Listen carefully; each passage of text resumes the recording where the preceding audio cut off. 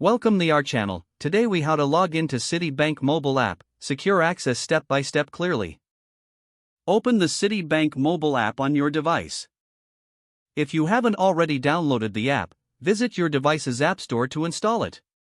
Once the app opens, locate the login button on the home screen. Tap on the login button to proceed to the next screen. Enter your user ID in the designated field. Make sure your user ID is correct to avoid login issues. Next, enter your password into the password field. If you've forgotten your password, tap on the Forgot Password link for assistance. Once both fields are filled, review your information for accuracy. After verifying your details, tap the Login button. If your credentials are correct, you will be taken to your account dashboard. For added security, you may be prompted to verify your identity through two-factor authentication.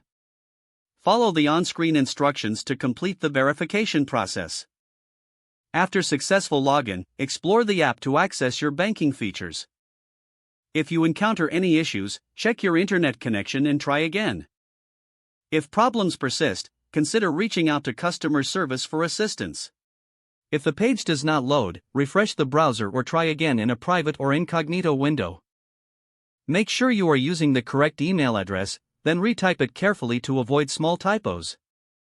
If your password is not accepted, use the reset option and create a new strong password you can remember. Check your spam folder for verification or security emails, then complete any requested confirmation steps. Enable two-factor authentication if available to improve account security and reduce unauthorized access risk. After signing in, review your profile details so your contact information and settings are accurate and current. If you see an error message, note it down and try again after restarting your device and internet connection.